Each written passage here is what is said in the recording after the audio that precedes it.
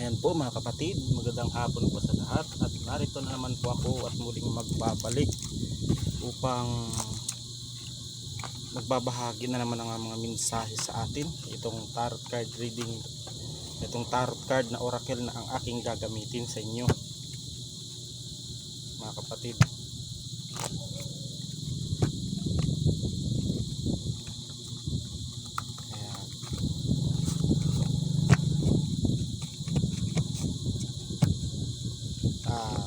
Mga kapatid, sisimula na tayo kung ano ang mga mensahe ng mga barahan na ating mabubunot.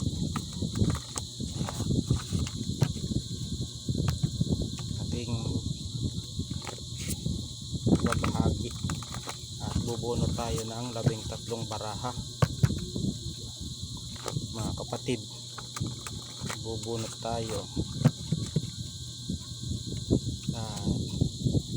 Kuha lang tayo mga kapatid ng 13 baraha. Yan. At ipagpaumanhin niyo ako at ngayon lang po ulit ako makakapag reading gawa nung marami pa akong ginagawa mga kapatid. Kukuha lang tayo ng 13, 2, 10,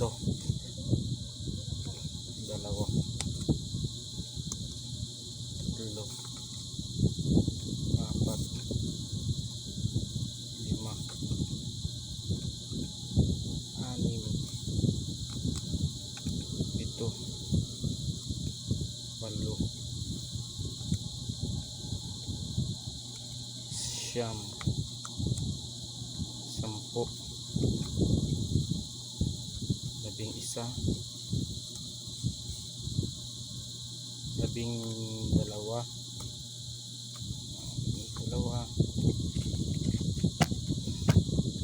at 13. Yan mga kapatid, at magsimula na tayo na ating ibabahagi ang mensahe na ito. Yan, bubunot na tayo mga kapatid. Ang unang-una dito mga kapatid ay Santo Niño.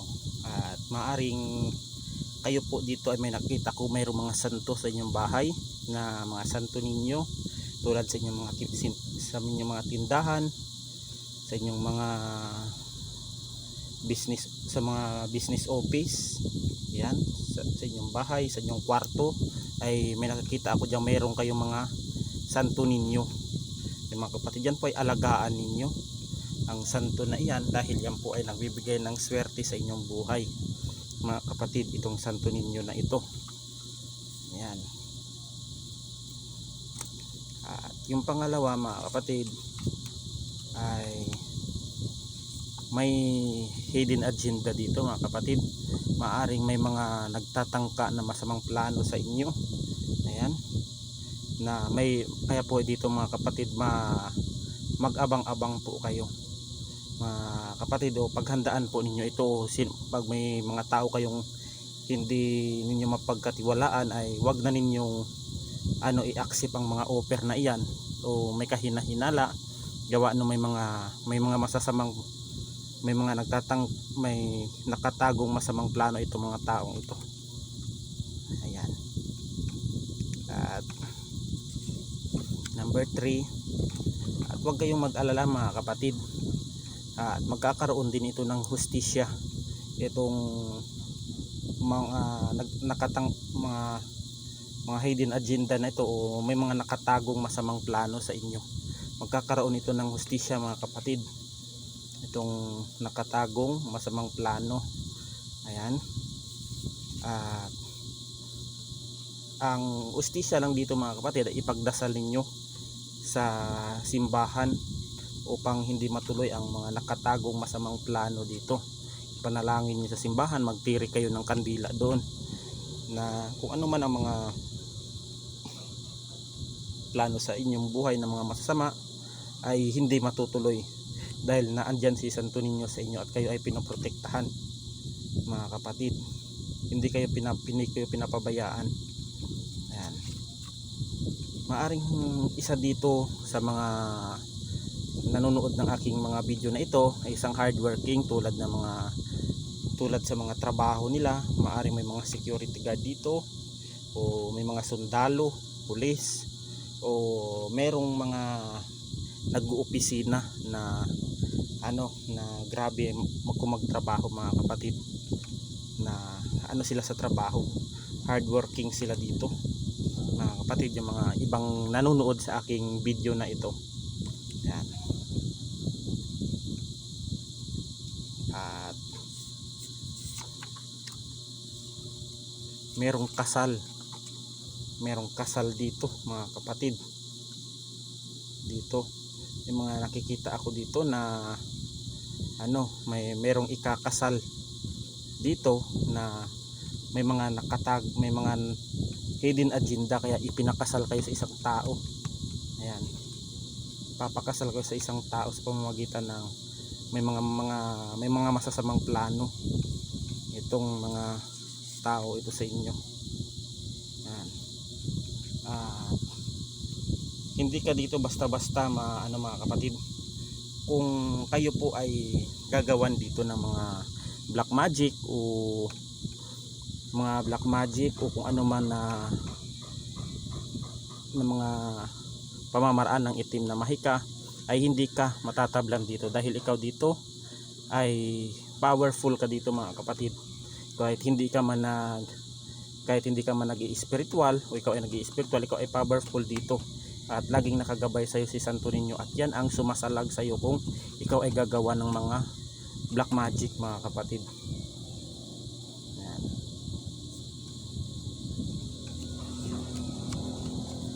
Itong kandila na ito ay isa rin ito sa pamamaraan na gumagawa sa inyo ng hindi maganda.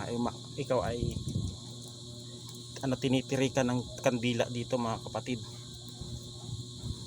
Tinitirikan ka dito ng kandila, pero ang pangontra mo rin dito mga kapatid, kung sila ay gumagamit ng kandila na ginagawan ka ng masama, kandila din ang gagamitin mo. Ang ituturo ko sa iyo, puting kandila, at ipagdasal mo diyan sa simbahan mga kapatid. Kung ano man ang mga masasamang tangka nila sa iyo, ay makukontra ng puting kandila na ito basta sa simbahan mo ipagdasal mga kapatid. Kandila din ang gamit sa iyo, kandila din ang panlaban mo. Yan ang katotohanan diyan. Itong barang na ito ay isa rin ito sa mga nagsasagawa sa inyo ng hindi maganda. Maaring ang taong itong nagsasagawa na ito ay merong inggit sa inyo, at hindi kayo gusto makitang nagtatagumpay kayo, kaya ginawan kayo ng barang yan, at pagtitirik ng kandila. Yan, barang ang ginawa sa inyo mga kapatid. Pwede kung gusto niyo magpagamot at may pabaklas ito, mababaklas din naman ito mga kapatid, at i-PM nyo lang ako, at gagamutin natin yan sa pamamagitan ng pagbabaklas o paghihiling mga kapatid. Healing water natin, baklasin, kalasin, lunasan, para matanggal lahat ang mga kung ano mang itim na mahika na naandyan sa iyong katawan mga kapatid. Maaring ikaw dito mga kapatid ay sa social media ka nito nakita itong inggitero na ito, kaya ka binarang dito mga kapatid. Yan, sa social media maaring kinuha ang picture mo dito o mga litrato. Ayan, kaya yun ang ginawa sa iyo mga kapatid, dinaan ka sa barang. Yan, sa social media ka dinaan dito. Maaring maaring ikaw ay nakakaramdam dito na parang may gumagapang sa iyong katawan, na parang may lumalakad na parang hangin. Yan po ay sintomas po yan ng barang. At kung sakaling kayo po mga kapatid ay titingin kayo sa inyong sarili, kung kayo po ay may spirit na nagambala ng mga elemento at kaluluwa, pagpantayin lamang po ninyo ito mga kapatid. Ito, ayan, at saka ito, at pagdikitin po ninyo. Ayan, pag dinikit po ninyo yan, tulad nyo sa akin, pantay, wala naman akong gawa ng spiritual. Pag ito tumaas ang kanan, pag naganyan yan mga kapatid, ayan po ay mayroon po kayong kulam, barang, palipad hangin, Pero pag dito po sa kabila ay tumaas, maaring yan po ay espiritu, mga elemento. Yan po ay ano mga kapatid, yan po ay mga gawa ng mga espiritu po mga kapatid. Maaaring yung mga mangkukulam na yon o mambabarang para hindi sila mahuli, may mga ano yan, may mga inaalagaan din silang mga espiritu, kaluluwa, o may mga itim na mga engkanto din silang inaalagaan para mautusan nila ang mga espiritu na yon na pinsalain ng kanilang biktima. Ganyan po mga kapatid. Yan. Maaring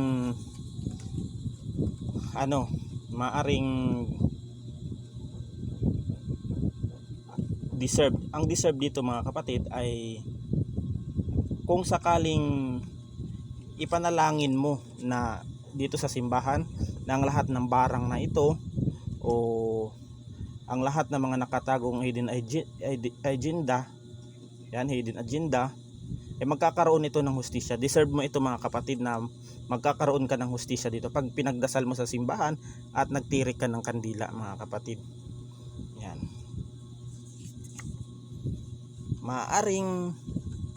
Maaring ano dito mga kapatid, maaring sa bundok ka dito sinagawa ang ritual nito. Sa bundok, itong barang na ito, kinuha sa social media ang picture mo, binarang ka, at sa bundok ka isinagawa ang ritual na ito. Ayan. Maaring ano dito, may nakikita ako dito, may mga personal interest itong mga taong ito sa inyo. At merong papeles, merong ditong pinag-aagawan, merong lupa, isa dito sa pinag-aagawan lupa, meron ditong bahay, ari-arian na pinag-aagawan, kaya dinaan kayo sa barang mga kapatid.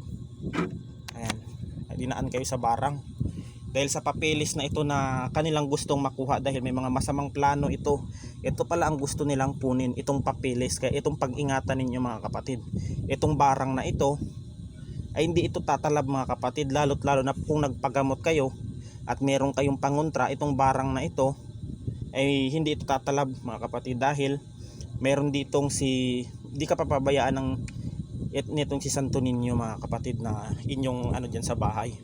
Kaya mas maganda po mga kapatid na magtangan din po kayo ng mga ganyan.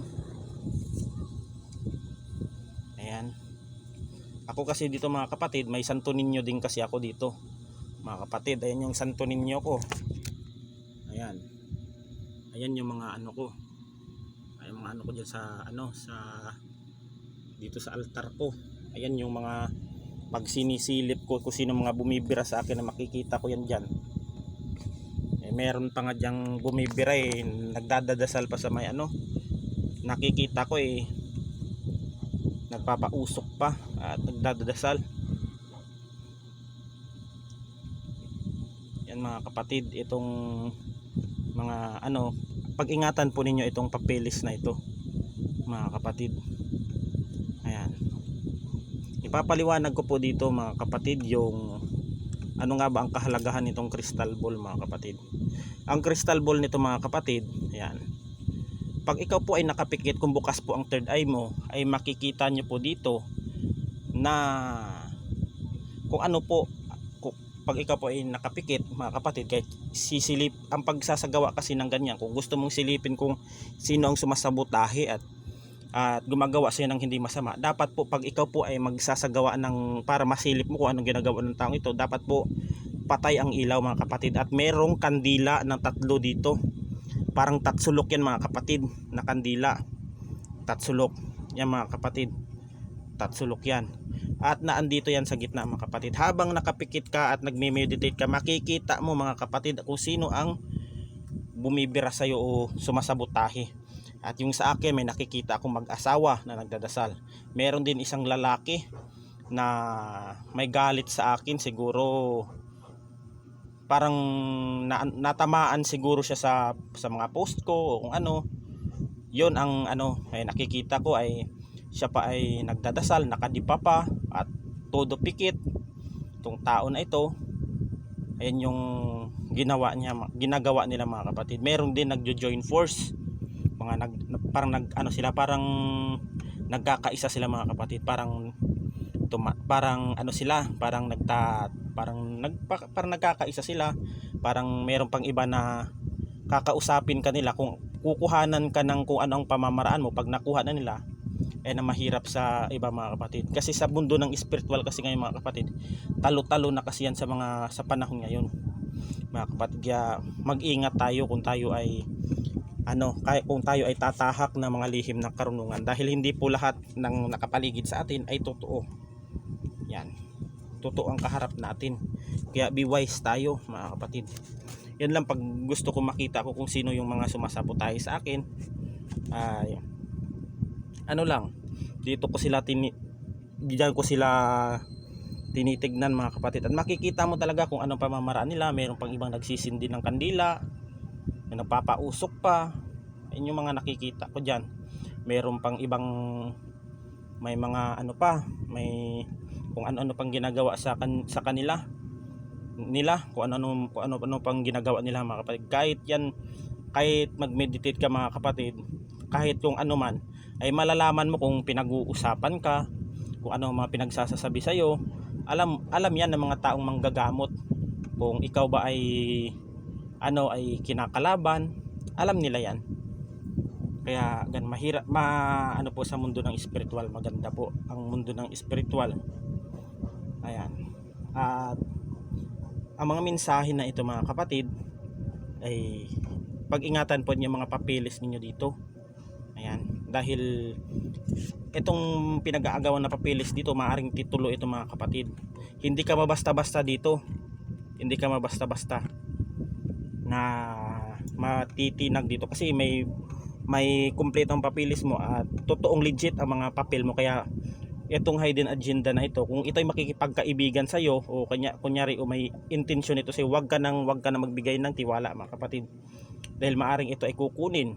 Ayan, itong papeles na ito, o hindi, kaya kung gagawan ka ng masama, maaring ipapabarang ka o kung anong magbabayad, pero hindi ito tatalab mga kapatid. Hindi ito tatalab sa iyo. Kung ikaw ay may panguntrang malakas, hindi ito tatalab. Maaring ang masasabi ko lang dito, kung kayo ay mayroong social media, sa makakapanood po ninyo, mapanood po ninyo ang aking video na ito, ako po ay nag-a-advise sa inyo na i-lock ninyo ang inyong profile para hindi po kayo masilip ng mga taong may inggit sa inyo. Dahil po mga kapatid, ngayon lagana po ang inggit sa ating sa ating bansa mga kapatid. Maari kasi mga kapatid, sa social media kasi mga kapatid, pag hindi mo kasi nalock ang iyong profile, ayan, pag hindi mo nalock ang iyong profile at kinuha ang picture mo doon at alam mo nila yung pangalan mo, maaring isa ka rin dito sa tatablan ng mga barang, mga kulam, kung mga kapatid, kung alam nila yung mga picture o pangalan mo. Kaya mas mainam po mga kapatid na i-lock ninyo ang inyong profile para wala pong mga inggit na magi-stalk sa inyo. Hindi po kayo ma-stalk na mga frenemy ninyo. Ayan. Hindi po updated sa mga ng mga taong inggit sa inyo, kasi yung mga ganyan mga kapatid, yung mga taong may inggit sa ating kapwa, ini-stalk kayo niyan. Ini-stalk kayo niyan kung ano na ba yung estado niyo sa buhay, kung ikaw ba ay nakakatayo pa, ikaw ba ay nakakabangon pa ba. Ganyan yung mga ng tao ngayon mga kapatid. Kaya kung ako sa inyo, ay i-lock ninyo ang inyong profile para hindi na makuha ang inyong mga picture dyan ng inyong mga kaaway, ng inyong mga kagalit, o ang inyong pangalan at birthday.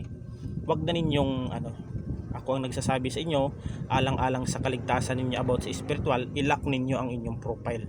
Ayun lang po ang masasabi po sa inyo.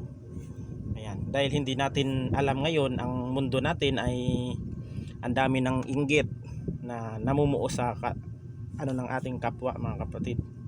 Kayong iba, pag hindi nila napapantayan ang nila, ay sinisiraan yung iba, ginagawa ng mga kwento na kung ano-ano. Kasi ganyan po kasi ang mga sakit ng tao, ayaw magsumikap. Ayan mga kapatid, at hanggang dito na lang, at God bless us all.